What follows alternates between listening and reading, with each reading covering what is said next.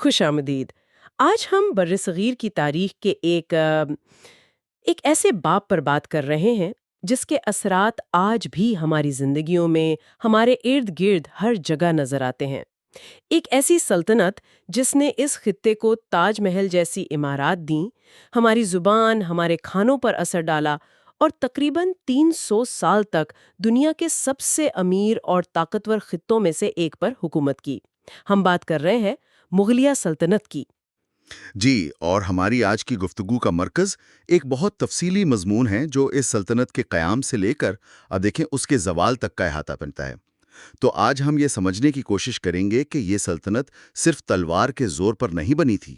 اس کے پیچھے ایک پورا نظام تھا جس نے معیشت، ثقافت اور انتظامی ڈھانچے کو ایک بالکل نئی شکل دی۔ تو چلیں اس کہانی کو بالکل شروع سے شروع کرتے ہیں، اور شروع میں ہی ایک بہت حیران کن بات ہے جو ہمارے ذرائع بتاتے ہیں۔ ہم انہیں مغل کہتے ہیں، لیکن وہ خود کو کبھی مغل نہیں کہتے تھے۔ یہ بالکل درست ہے۔ یہ ایک بہت دلچسپ نقطہ ہے۔ یہ نام انہیں بعد میں دیا گیا۔ وہ خود کو گرکانی کہلاتے تھے، جو تیمور کے لقب گرکان سے نکلا ہے۔ گرکان؟ اس کا کیا مطلب ہے؟ اس کا مطلب ہے داماد۔ یہ چنگیز خان کے خاندان میں تیمور کی شادی کی طرف اشارہ ہے۔ مغل کی اصطلاح تو ہندوستان میں ان کے منگول ورثے پر زور دینے کے لیے استعمال ہوئی، جو ہمیشہ بہت مثبت انداز میں نہیں دیکھی جاتی تھی۔ اچھا، یہ تو واقعی پہلا ہی نکتہ بہت دلچسپ ہے۔ تو یہ کہانی آخر شروع کہاں سے ہوئی؟ ایک شخص وسطی ایشیا سے اٹھ کر پورے ہندوستان کا شہنشاہ کیسے بن گیا؟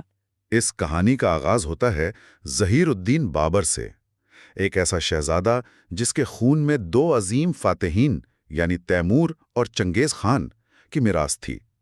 وہ وسیع ایشیا میں اپنے آبائی علاقے سمرقند اور فرغانہ کھو بیٹھے تھے اور ایک طرح سے جلاوطن تھے۔ پھر ان کی نظریں جنوب کی طرف ہندوستان کی دولت پر پڑی، اور پھر 1526 میں تاریخ کا وہ مشہور میدان جنگ سجا، پانی پت کی پہلی لڑائی، جہاں بابر نے دہلی کے سلطان ابراہیم لودھی کی ایک بہت بڑی فوج کا سامنا کیا۔ بالکل، اور یہیں پر ٹیکنالوجی نے تاریخ کا رخ موڑ دیا۔ بابر کی فوج تعداد میں بہت کم تھی، شاید 10 گنا کم۔ 10 گنا؟ جی، لیکن ان کے پاس دو ایسی چیزیں تھیں جو لودھی کی فوج کے لیے بالکل نئی تھیں: بارود اور توپ خانہ۔ جب توپوں کی گھنگرج اور بندوقوں کی آوازوں نے لودھی کے جنگی ہاتھیوں کو ڈرایا تو وہ بدحواس ہو کر اپنی ہی فوج کو کچلنے لگے۔ یہ برصغیر کی جنگی تاریخ میں ایک نیا موڑ تھا۔ یعنی یہ صرف بہادری کی نہیں بلکہ ٹیکنالوجی کی بھی فتح تھی۔ لیکن دیکھیں، ایک سلطنت قائم کرنا ایک بات ہے اور اسے برقرار رکھنا دوسری۔ بابر کے بعد کیا ہوا؟ بابر کے بعد ان کے بیٹے ہمایوں کا دور چیلنجز سے بھرا تھا۔ انہیں شیرشاہ سوری جیسے ایک بہت طاقتور حریف کا سامنا کرنا پڑا، جس نے انہیں شکست دے کر ہندوستان سے نکلنے پر مجبور کر دیا۔ ہمایوں کو ایران کے صفوی دربار میں پناہ لینی پڑی۔ ناکامی لگتی ہے، ثقافتی طور پر ایک نعمت ثابت ہوئی ہے نا؟ ملا شبہ فارس میں گزارے گئے ان سالوں نے ہمایوں اور مغل دربار پر بہت گہرے اثرات چھوڑے۔ جب وہ 15 سال بعد واپس آئے، اپنی سلطنت دوبارہ حاصل کی، تو وہ اپنے ساتھ فارسی فنکار، شاعر اور ماہرین تعمیرات لائے۔ یہی وہ نقطہ ہے جہاں سے مغلیہ ثقافت میں فارسی رنگ غالب آنا شروع ہوا، جو بعد میں اس کی پہچان بنا۔ اور ہمایوں کی واپسی کے بعد ہی اصل کہانی شروع ہوتی ہے ان کے بیٹے اکبر کے دور سے، جسے اکثر سلطنت کا سنہری دور بھی کہا جاتا ہے۔ جی، اکبر صرف 13 سال کے تھے جب وہ تخت پر بیٹھے۔ صرف 13 سال؟ جی بالکل، اور انہوں نے نہ صرف سلطنت کو ہر سمتوں میں پھیلایا، بلکہ ایک ایسا انتظامی اور معاشی نظام بنایا جو اگلی کئی نسلوں تک قائم رہا۔ انہوں نے سلطنت کو ایک حقیقی معنوں میں ہندوستانی سلطنت بنانے کی کوشش کی۔ ان کی سب سے بڑی اصلاحات میں سے ایک مالیاتی نظام تھا۔ ہمارے ذرائع بتاتے ہیں کہ انہوں نے زرعی ٹیکس کو منظم کیا، جو کسان کی پیداوار کے نصف سے بھی زیادہ ہوتا تھا، اور اسے چاندی کے سکوں میں ادا کرنے کا نظام لاگو کیا۔ یہ ایک بہت بڑی تبدیلی تھی۔ بہت بڑی۔ اس سے پہلے ٹیکس زیادہ تر فصل کی صورت میں لیا جاتا تھا۔ جب ٹیکس نقد یعنی سکوں میں ادا کیا جانے لگا تو کسانوں کو اپنی فصل منڈیوں میں بیچنی پڑی۔ اس ایک قدم نے پورے ہندوستان میں تجارت کا ایک جال بچھا دیا، شہروں کو دیہات سے جوڑ دیا اور معیشت کو زبردست فروغ دیا۔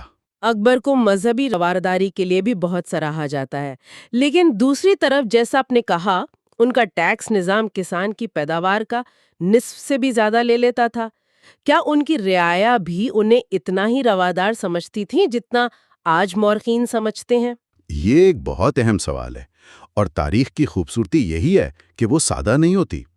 ایک طرف اکبر نے دین الہی جیسے نئے عقیدے کی بنیاد رکھی اور مختلف مذاہب کے علماء کے ساتھ عبادت خانہ میں مباحثے کیے، انہوں نے غیر مسلموں پر سے جزیہ ٹیکس بھی ہٹا دیا، لیکن دوسری طرف ان کا ضبط نامی ٹیکس نظام بہت سخت تھا۔ تو کہہ سکتے ہیں کہ ان کی پالیسیاں عملیت پسندی پر مبنی تھیں۔ وہ ایک مضبوط مرکزی حکومت چاہتے تھے، چاہے اس کے لیے سخت معاشی فیصلے ہی کیوں نہ کرنے پڑیں۔ اکبر کے بعد ان کے جانشینوں کی کہانی بھی دلچسپ ہے۔ جہانگیر کا دور فنون لطیفہ خاص طور سے مصوری کے لیے یاد رکھا جاتا ہے۔ جی، جہانگیر فن کے بہت دلدادہ تھے۔ ان کی یادداشتوں تزک جہانگیری میں ان کی فطرت سے محبت کا ذکر ملتا ہے۔ کہا جاتا ہے کہ وہ کسی تصویر کو دیکھ کر بتا سکتے تھے کہ اس کا کون سا حصہ کس مصور نے بنایا ہے۔ اچھا؟ جی، لیکن اسی دور میں سکھ گرو ارجن دیو کی پھانسی کا واقعہ بھی پیش آیا، جس نے مغلوں اور سکھوں کے درمیان تعلقات میں ایک ایسی تلخی پیدا کی جو آگے چل کر گہرے تنازعات کا باعث بنی۔ اور جہانگیر کے بعد آئے شاہ جہاں، جن کا نام آتے ہی ذہن میں تاج محل آ جاتا ہے۔ مغلیہ فن تعمیر کا سنہرا دور۔ بالکل، تاج محل، دہلی کا لال قلعہ، جامع مسجد، لاہور کا شالیمار باغ، یہ سب شاہ جہاں کے ذوق جمال کا ثبوت ہیں۔ ہاں، لیکن اس شان و شوکت کی ایک قیمت تھی۔ شاہی خزانے پر بے پناہ بوجھ پڑا۔ کچھ مورخین کہتے ہیں کہ تاج محل جیسے منصوبوں نے مقامی معیشت کو فروغ بھی دیا، کیونکہ ہزاروں کاریگروں کو روزگار ملا، لیکن اس میں کوئی شک نہیں کہ مرکزی خزانے پر اس کا بہت بڑا دباؤ تھا۔ اور پھر آتے ہیں اورنگزیب، ایک ایسی شخصیت جن پر شاید سب سے زیادہ بحث ہوتی ہے۔ ان کے دور میں سلطنت اپنی جغرافیائی وسعت کی انتہا کو پہنچی، تقریباً پورے بر صغیر پر مغلیہ پرچم لہرا رہا تھا۔ اورنگزیب ایک بہت پیچیدہ کردار ہے۔ ایک طرف وہ ایک سخت گیر مسلمان حکمران کے طور پر جانے جاتے ہیں، جنہوں نے اسلامی قوانین کا مجموعہ فتویٰ عالمگیری مرتب کروایا اور غیر مسلموں پر جزیہ ٹیکس دوبارہ نافذ کیا۔ لیکن ہمارے ذرائع ایک دوسری تصویر بھی دکھاتے ہیں۔ کہا جاتا ہے کہ انہوں نے اپنے پیشروؤں سے زیادہ ہندوؤں کو شاہی بیوروکریسی میں اعلیٰ عہدوں پر فائز کیا۔ انہوں نے کئی مندروں کو عطیات بھی دیے۔ یہ تو ایک تضاد لگتا ہے نا؟ یہی اورنگزیب کی شخصیت کی پیچیدگی ہے۔ ان کے فیصلے اکثر سیاسی مصلحتوں پر مبنی ہوتے تھے، لیکن یہ بھی ایک حقیقت ہے کہ دکن میں مراٹھوں کے خلاف ان کے تقریباً 25 سالہ طویل جنگوں نے شاہی خزانے کو تقریباً دیوالیہ کر دیا اور سلطنت کی انتظامی مشینری پر ناقابل تلافی دباؤ ڈالا۔ یہ انتظامی مشینری خود ایک دلچسپ چیز ہے۔ یہ نظام تھا کیسا جس نے اتنے بڑے برصغیر کو صدیوں تک جوڑے رکھا؟ یہ ایک انتہائی منظم اور مرکزی نظام تھا۔ بادشاہ کے نیچے 4 اہم وزارتیں تھیں: مالیات، فوج، قانون اور شاہی گھرانہ۔ پوری سلطنت کو صوبوں میں تقسیم کیا گیا تھا، جنہیں مزید سرکاروں اور پھر پرگنوں یعنی ضلعوں میں تقسیم کیا جاتا تھا۔ کے نام سے ایک پورا نیا شہر ہی بسا دیا تھا۔ اور اس سے بھی دلچسپ تصور متحرک دارالحکومت کا تھا۔ جب بادشاہ کسی فوجی مہم پر ہوتے تھے تو پورا شاہی کیمپ ان کے ساتھ چلتا تھا اور وہیں سے حکومت کے تمام امور چلائے جاتے تھے۔ اچھا، یعنی ایک چلتا پھرتا شہر؟ جی بالکل، ہزاروں خیموں پر مشتمل ایک شہر جس میں بازار، دفاتر، ورک شاپس سب شامل تھے۔ اس انتظامی طاقت کے پیچھے یقیناً ایک بہت بڑی معاشی طاقت ہوگی۔ ہمارے ذرائع میں ایک حیران کن اعداد و شمار ہے کہ 1750 تک ہندوستان دنیا کی تقریباً 25% صنعتی پیداوار کر رہا تھا۔ یہ ایک ناقابل یقین عدد ہے۔ مغلیہ سلطنت اپنے دور کی معاشی سپر پاور تھی۔ اس کی بنیاد زراعت پر تھی، جہاں نقد فصلوں جیسے کپاس، نیل اور گنے کی حوصلہ افزائی کی جاتی تھی، لیکن اس کی اصل طاقت اس کی صنعت تھی، خاص طور پر ٹیکسٹائل۔ بنگال کا صوبہ تو جیسے دنیا کی فیکٹری بنا ہوا تھا۔ بالکل، بنگال کی ململ اور سوتی کپڑا پوری دنیا میں مشہور تھا۔ اس کے علاوہ بنگال جہاز سازی کا بھی ایک بڑا مرکز تھا۔ ایک اندازے کے مطابق اس دور میں بننے والے بحری جہازوں کی تعداد شمالی امریکہ کی تمام برطانوی کالونیوں میں بننے والے جہازوں سے زیادہ تھی۔ واقعی؟ جی، یہ معاشی طاقت ہی تھی جس نے یورپی تاجروں کو ہندوستان کی طرف کھینچا۔ اور اس سب کو قائم رکھنے کے لیے ایک مضبوط فوج کی ضرورت تھی۔ ہم نے بابر کے توپ خانے کی بات کی، لیکن کیا یہ ٹیکنالوجی بعد میں بھی ان کی طاقت کا راز رہی؟ جی ہاں، بارودی ہتھیار مغلیہ فوج کا اہم حصہ رہے، لیکن وہ صرف اسی پر انحصار نہیں کرتے تھے۔ اکبر نے جنگی ہاتھیوں کے خلاف دھاتی سلنڈر والے راکٹ بھی استعمال کیے، جنہیں بان کہا جاتا تھا۔ راکٹ اس دور میں؟ جی، ایک طرح سے قدیم میزائل ٹیکنالوجی۔ ان کی فوج پیادہ، گھڑ سوار، توپ خانے اور ہاتھیوں کا ایک بہت مؤثر امتزاج تھی۔ تو ہم نے دیکھا کہ ایک مضبوط انتظامی، معاشی اور فوجی بنیاد تھی۔ لیکن مغلیہ سلطنت کا ورثہ صرف جنگوں اور سیاست تک محدود نہیں ہے، اس نے اس خطے کی ثقافت پر بھی گہرے نقوش چھوڑے۔ اور شاید یہی ان کا سب سے پائیدار ورثہ ہے۔ جب ہم فن تعمیر کی بات کرتے ہیں تو تاج محل، آگرہ اور دہلی کے قلعے، لاہور کا شاہی قلعہ، یہ صرف عمارتیں نہیں ہیں، یہ فارسی، وسطی ایشیائی اور مقامی ہندوستانی طرز تعمیر کا ایک حسین امتزاج ہے۔ اور زبان پر بھی گہرا اثر پڑا۔ فارسی سرکاری زبان تھی، لیکن اسی دور میں مقامی بولیوں اور فارسی کے ملاپ سے ایک نئی زبان نے جنم لیا جسے آج ہم اردو کہتے ہیں۔ بالکل، یہ زبان لشکروں، بازاروں اور درباروں میں پروان چڑھی اور آہستہ آہستہ شاعری اور ادب کی زبان بن گئی۔ اس کے علاوہ مصوری کا فن بھی عروج پر پہنچا۔ منی ایچر پینٹنگز مغلوں کی خاص پہچان بنی۔ ایک منٹ، یہ منی ایچر کا مطلب کیا صرف سائز میں چھوٹا ہونا ہے یا اس کا کوئی خاص انداز بھی تھا؟ ان تصویروں میں دکھایا کیا جاتا تھا؟ شکار کے مناظر، تاریخی واقعات اور قدرتی مناظر دکھائے جاتے تھے۔ یہ ایک طرح سے اس دور کے تصویری ریکارڈز تھے۔ اور ذرائع میں ایک اور ناقابل یقین چیز کا ذکر ہے۔ سائنس کے میدان میں بغیر جوڑ کے دھات کے فلکیاتی کرے یعنی سیلیسٹیل گلوبز کشمیر میں تیار کیے گئے۔ یہ تو آج کے دور میں بھی ناممکن لگتا ہے۔ بالکل، اور یہی چیز مغل سلطنت کی اصل طاقت دکھاتی ہے۔ یہ صرف جنگجو نہیں تھے، بلکہ سائنس اور کاریگری کے ایسے سرپرست تھے جن کی مہارت آج بھی ماہرین کو حیران کرتی ہے۔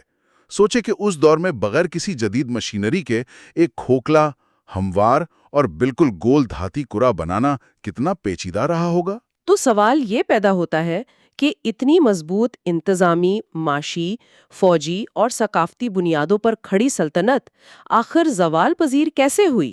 سب کچھ تو ٹھیک لگ رہا تھا۔ دیکھیں، زوال کبھی اچانک نہیں ہوتا، یہ ایک بتدریج عمل تھا۔ اس کی بنیاد اورنگزیب کے آخری دور میں ہی پڑ گئی تھی۔ ان کی وفات کے بعد سب سے بڑا مسئلہ جانشینی کا تھا۔ نااہل اور کمزور حکمرانوں کا ایک طویل سلسلہ شروع ہوا، اور شہزادوں کے درمیان تخت کے لیے ہونے والی خونی جنگوں نے مرکز کو کمزور کر دیا۔ اور اورنگزیب کی جنگوں کی وجہ سے خزانہ تو پہلے ہی خالی ہو چکا تھا۔ جی، مالیاتی بحران شدید ہو گیا تھا۔ حکومت کے لیے اپنے افسروں اور فوجیوں کو تنخواہیں دینا مشکل ہو گیا۔